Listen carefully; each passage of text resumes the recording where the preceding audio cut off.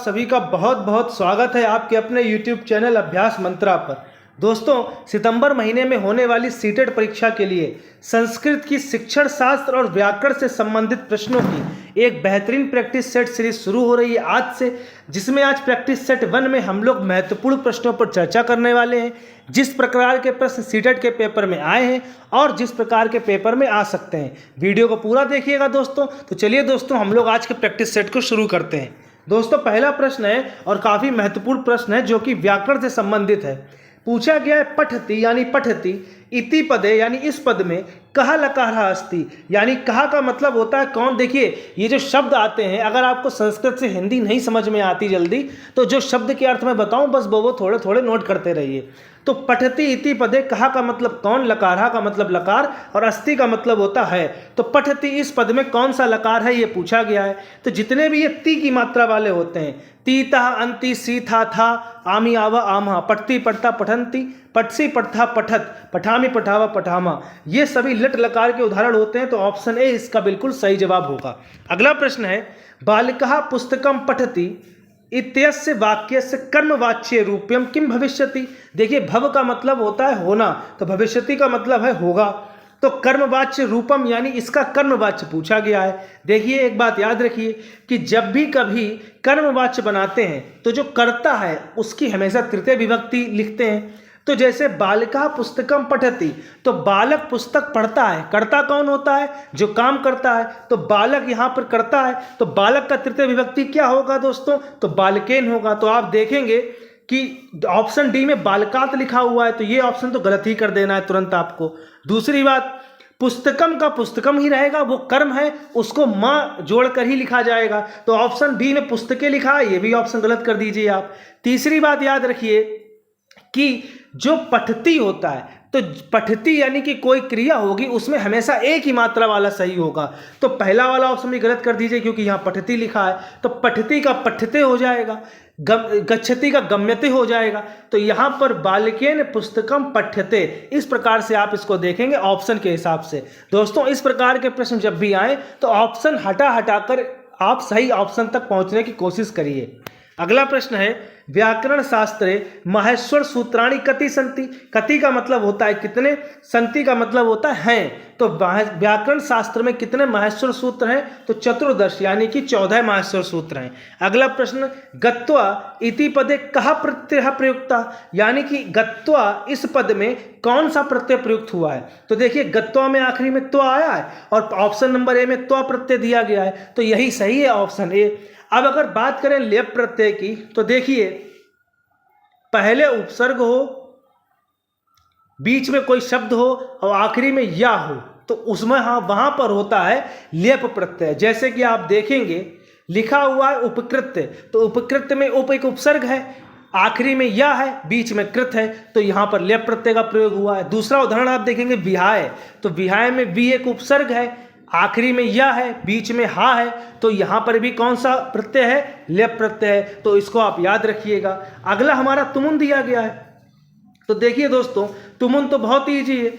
तुमुन में तुम लिखा है, तो जिसमें तुम आए, पठितुम लेखितुम गंतुम, ये तुमुन प्रत्यय के उदाहरण है। और क्षत्रिय प्रत्यय जहां पर अन आ जाए, जैसे कि पठन लेखन गमन, ये सब क्षत्रिय प्रत्यय के उदाहरण है। तो इसका ऑप्शन नंबर ए बिल्कुल सही है। अगला प्रश्न है पितरौ इति पदे कहा समासः अस्ति, यानी इस पद में कौन सा समास है।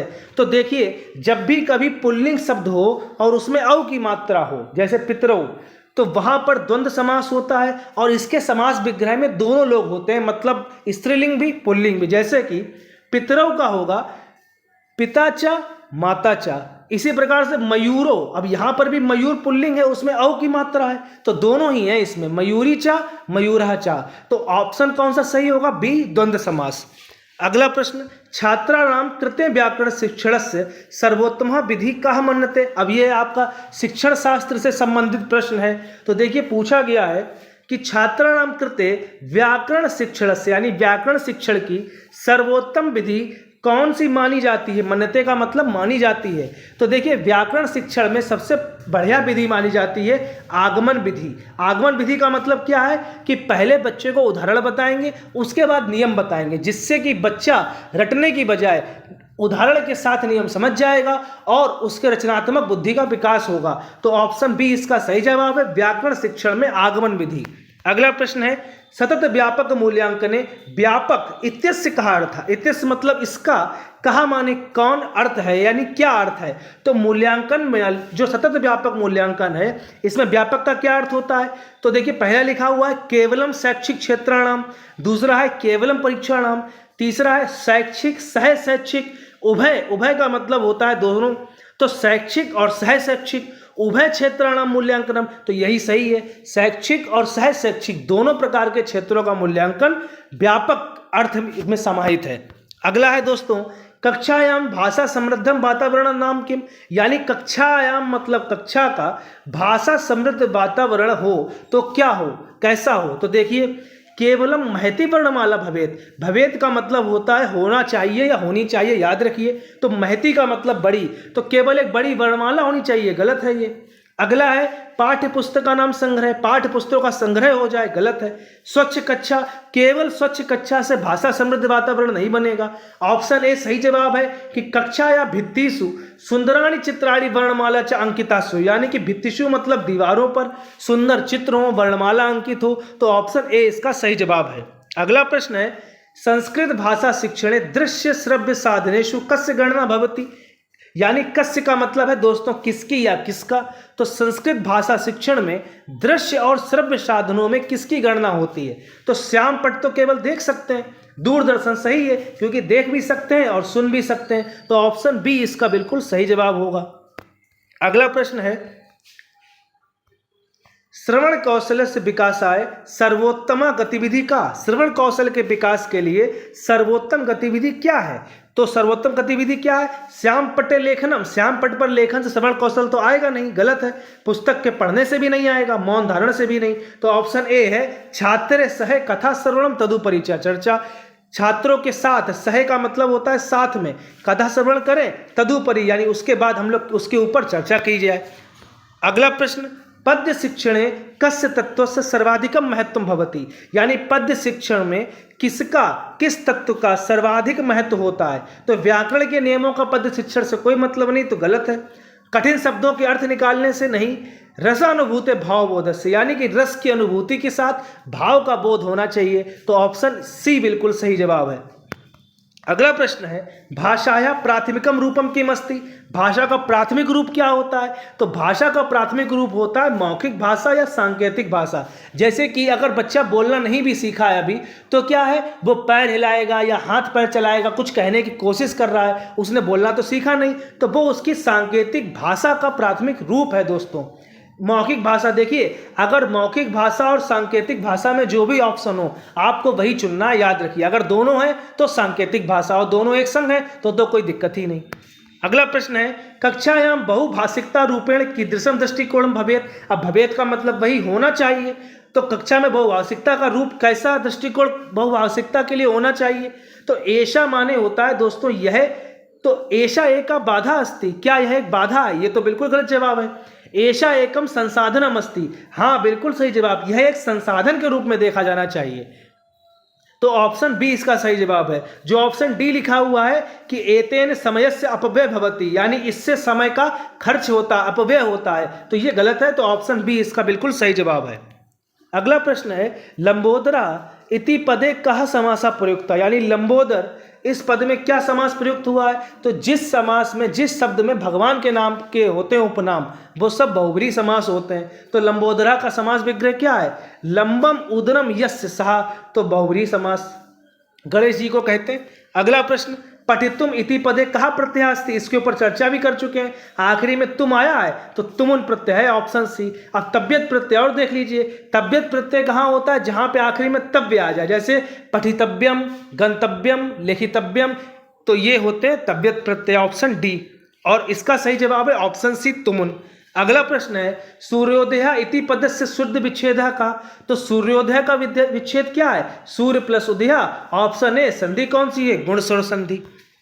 अगला प्रश्न है, कक्षायाम उपचारात्मक शिक्षण से मुख्य आधारम किम, तो उपचारात्मक शिक्षण, अब देखिए उपचार का मतलब होता है इलाज। अब डॉक्टर के पास आप जाएंगे तो डॉक्टर पहले आपकी बीमारी का पता करेगा, जांच करेगा, उसके बाद इलाज करेगा। तो यही जांच को हम लोग कहते हैं निदानात्मक परीक्षण। तो ऑप्शन बी इसका सही जवाब है कि पहले बच्चे की समस्या को समझेंगे, देखेंगे क्या समस्या है, किस विषय में है, क्यों है समस्या, उसके बाद उसका उपचार किया जाएगा। तो ऑप्शन बी इसका सही जवाब होगा। अगला प्रश्न, चॉम्स्की महोदय से मतानुसारम बालकेषु भाषा अर्जन क्षमता कीदृशी, कीदृशी का मतलब कैसा या कैसी, भवती का मतलब होता है या होती है।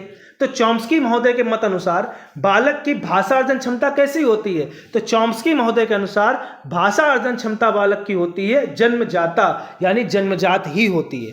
अगला प्रश्न, एक छात्रा पठन अवसरे, यानी एक छात्र पठन अवसरे मतलब पढ़ने के अवसर में क्लिष्ट शब्दानाम सम्मुखे आगच्छति, यानी कि पढ़ने के समय उसके सामने क्लिष्ट शब्द आते हैं, क्लिष्ट का मतलब कठिन शब्द आते हैं। तदा तेन किम करणीयम, तो उसे क्या करना चाहिए, तो पठनम स्थगिनीयम, यानी पढ़ना छोड़ देना चाहिए, गलत बिल्कुल जवाब। मित्रम पृष्ठव्यम, मित्र से पूछना चाहिए, गलत जवाब। शब्द कोशस्य सहायम बिना संदर्भानुसार अर्थानुमानम करणीयम, यानी शब्द कोश की सहायता के बिना अर्थ का अनुमान करना चाहिए संदर्भ के हिसाब से, मतलब जिस हिसाब से पाठ चल रहा है उस हिसाब से कुछ ना कुछ अर्थ उसका निकाल ले। तो ऑप्शन बी इसका सही जवाब है। दोस्तों प्रश्न अगर अच्छे लग रहे हो तो वीडियो को लाइक जरूर करते रहिए और जिनको भी आवश्यकता है उन तक हमारा ये वीडियो जरूर पहुंचाइए। दोस्तों अगला प्रश्न है, प्राथमिक स्तर लेखन कौशल से विकासाय सर्वोपरि किम आवश्यकम, यानी प्राथमिक स्तर पर लेखन कौशल के विकास के लिए सर्वोपरि यानी सबसे ज्यादा क्या आवश्यक है, सुंदर अक्षर, तो सुंदर अक्षर तो नहीं होंगे। व्याकरण की शुद्धता ये भी नहीं होगी, क्योंकि व्याकरण की शुद्धता प्राथमिक स्तर पर थोड़ी आएगी। विचाराणाम मौलिकता अभिव्यक्ति, यानी विचारों की मौलिकता और अभिव्यक्ति, चा का मतलब संस्कृत में और होता है, तो ऑप्शन सी सही जवाब है। अगला प्रश्न है, त्रिभाषा सूत्रम, यानी कि जो त्रिभाषा सूत्र है इसका मुख्य लक्ष्य क्या है, केवल आंग्ल भाषा का प्रचार, तो ये तो कभी नहीं हो सकता। अगला है, बहुभाषिकता राष्ट्रीय अखंडता चा संवर्धनम, यानी कि बहुभाषिकता और राष्ट्रीय अखंडता को संवर्ध यानी कि बढ़ाना, यही सही जवाब है कि तीन भाषाएं अगर हैं तो उन तीनों को पढ़ा रहे हैं जिससे कि राष्ट्रीयता और एकता की भावना बनी रहे कि हाँ ये भी हमारे देश की भाषा है, ये भी हमारे देश की भाषा है, ये भी हमारे देश की भाषा है, तो ऑप्शन बी। अगला प्रश्न है, पोर्टफोलियो इति किम अस्ति, तो पोर्टफोलियो क्या है, तो ये तो छात्र की प्रगति का विवरण होता है निश्चित अवधि में, तो ऑप्शन बी इसका बिल्कुल सही जवाब होगा। अगला प्रश्न, स्टीफन क्रेशन महोदय से मतानुसारम बोधगम्य निवेशा, अब बोधगम्य निवेशा की इंग्लिश लिख दी गई है कॉम्प्रिहेंसिबल इनपुट, तो बोधगम्य निवेश का अर्थ क्या है, तो देखिए क्रेशन महोदय के अनुसार बोधगम्य निवेश का मतलब है कि छात्र से माने छात्र की वर्तमान भाषा स्तरात, यानी कि वर्तमान भाषा स्तर से उच्च स्तर भाषा सामग्री को प्रदान करना। मतलब अगर कक्षा 2 का बच्चा है जो केवल शब्दों को सीख रहा है 2-2 अक्षर के, तो उसको कक्षा 3 के हिसाब से 4-4 शब्द के या 3-3 वर्ण के शब्दों को पढ़ाना, मतलब कि एक स्टेप आगे का पढ़ाना। तो ये इन्होंने कहा था स्टीफन क्रेशन महोदय ने, तो ऑप्शन बी इसका सही जवाब है। अगला प्रश्न है, स्कैनिंग इति पठन कौशल संस्कृतक पारिभाषिका शब्द का, अब संस्कृत शिक्षण में स्कैनिंग शब्द का क्या अर्थ है, तो स्कैन क्या किया जाता है, जैसे कि आपका कभी एक्सरे स्कैन हो या सिटी स्कैन हो, तो दोस्तों स्कैन का मतलब होता है एक तरीके से आपकी जो भी चीजें हैं अंदर की बाहर निकालना। तो गंभीर पठनम विशेष दृष्टिपात, यानी कि गहन पूर्वक अध्ययन।